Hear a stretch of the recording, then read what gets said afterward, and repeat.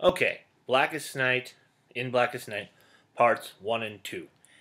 Now, the reason I'm doing these two together is I did record separate episodes for each, but for various reasons they got scrapped. So I said, screw it, we're just going to do it as one big piece because I don't want to re-record and re-edit each. Yes, there is some level of editing in these things. I know, shocking as crappy as they put together. There is some level of effort. But enough preamble on to the episodes. In Blackest Night, or as it really should be called, Green Lantern 101, as the two episodes together serve to introduce all the major tent poles of the Green Lantern. You see, you see you see John Stewart, the Green Lantern. You see the Green Lantern Corps, so you realize it's more than just one guy. It's part of a larger group. You see Oa, you see the Power Battery, you see the Guardians, you see Manhunters. There's one or two things they could have thrown in there too, and they do have nods throughout the episodes. But all the big thing, all you ever honestly need to know about Green Lantern is in this episode. If you knew nothing else and you just watch these episodes, you could pass for having comic book skills and knowledge at least in general terms. And that's both the good and bad element of the episode as a whole, because while it's fun to see these things and it's, oh, I know what that is. Oh, I know what that. Oh, isn't that cool that we get to see that? It's introducing so many ideas and putting them out so fast because there's a good amount to go through, that none of them get really the depth that you would like. And if you start to think about the plot and the way it's constructed, you start to realize certain things don't make sense. Like why John Stewart didn't do a follow-up right away to see if the actual planet was there. I mean, his ring can scan for life signs. It's one of the base functions you see as a Green Lantern. Oh, let's scan to see if people are screwed up or dead. Oh, they aren't? Well, that doesn't jive with my eyes are telling me. I better go investigate. Or how John Stewart's on trial and the prosecutor, as it was, like, well, who gave you guys the right to run around the galaxy and tell people what to do? And the Guardians show up. Now, on Earth, and with these kind of things, they always have where, the major governments are in the know, and, like, superheroes in the know, but Joe Average really doesn't know. But the Guardians are known throughout the universe. That's kind of the galaxy that's divided up into however many odd quadrants or whatever. They're known. They're not an unknown quantity. That's how the Green Lantern's authority really stretches from the Guardians and the power that they provide through the ring. And especially doesn't make any sense because the alien world where he's being prosecuted has a bunch of Manhunters, and everybody seems to know who the Manhunters are. And as it's revealed in the episode, the Guardians made the Manhunters. How did no one know? How did no one know who the Guardians were? Derp-de-doo. Right, let's see. Try not to rattle on too long. So that, I mean, it works for introductory purposes. It works to every time you reach a cross point, it brings up a question. Well, what is this? Or what does this seem to be? Or this seem to be? And then it answers. But then you realize that, well, they kind of should have known that, or that really doesn't, that doesn't make sense to the piece as a whole, but to take people through the points of what they need to know about Green Lantern, you know, that it kind of almost has to be structured that way, despite the logic gaps. Um,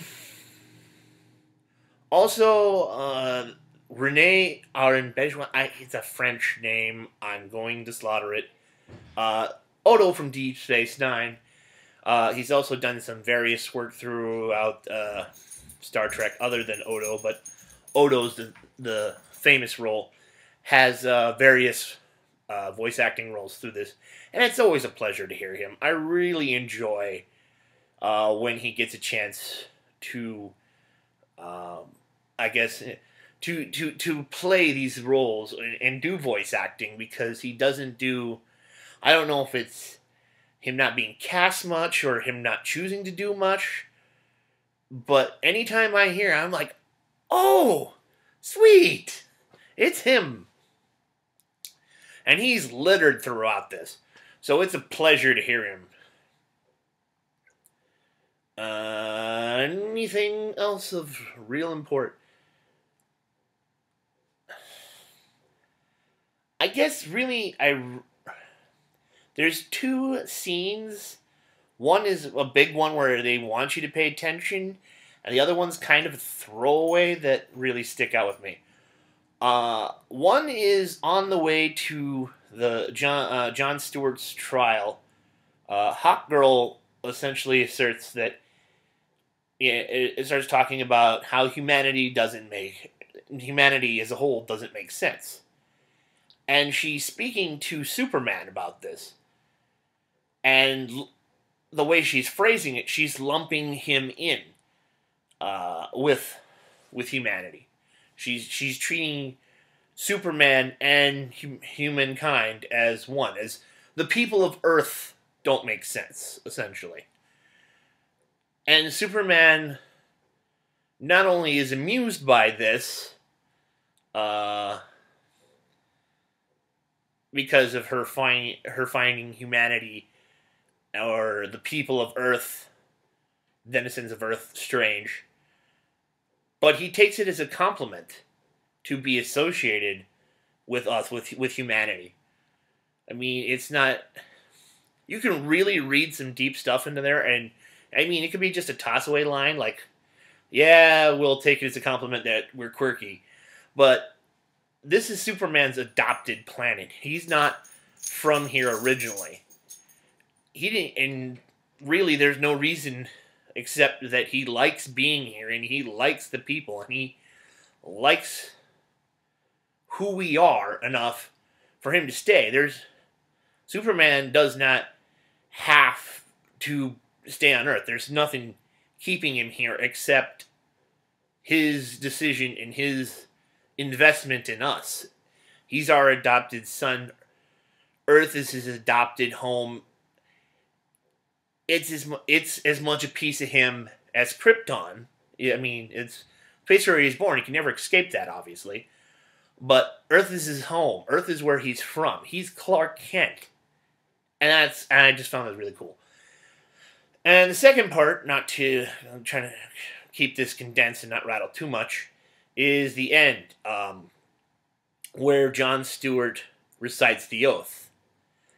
You know, in brightest day, in blackest night, no evil will escape my sight. Let those who worship evil's might beware my power, Green Lantern's light. And while I just kind of rattle it off there, Phil Lamar, I'm 99.9% sure it's Phil Lamar doing John Stewart. I'll feel like a real idiot if it isn't.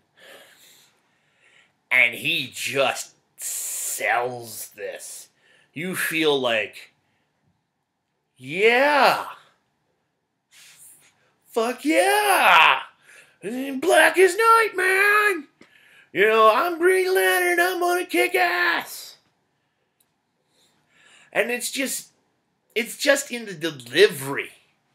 The sheer balls of it. I mean, you can if you deliver. Now, I suppose I can say that if you watch enough Doctor Who, you realize a lot of what the Doctor says is insane and ridiculous. And if you think about it hard, and he has these grand speeches that sometimes you go, well, why would you do that? Or that seems over the top. Or that's a silly thing to say when you think about it. But the actor, it has the stage presence, and this is why, especially when the more dramatic Doctors sell these moments.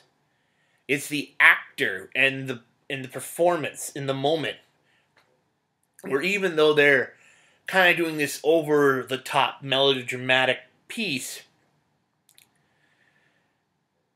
they sell it, and that's part of what they need to do, and that's what the oath, this, you know, this oath, this, you know, this piece they put out to the universe of, this is who we are, this is what we stand for, we're Green Lanterns, we kick ass. You have to sell it, because it's dorky. It just is. And thankfully, they're able to do that, and it catches you. And as it closes out, and he saves the day while doing the oath, you go, "Fuck yeah!" So overall, the episodes are good. I'm glad they took the time to explain what's going on with Green Lantern, so they just don't leave it as this big hole where no one, you know, it could be anyone's guess. But that is kind of where the episode suffers, is because they're just going, and this is this thing, and this is this thing, and this is this thing. Alright, bye.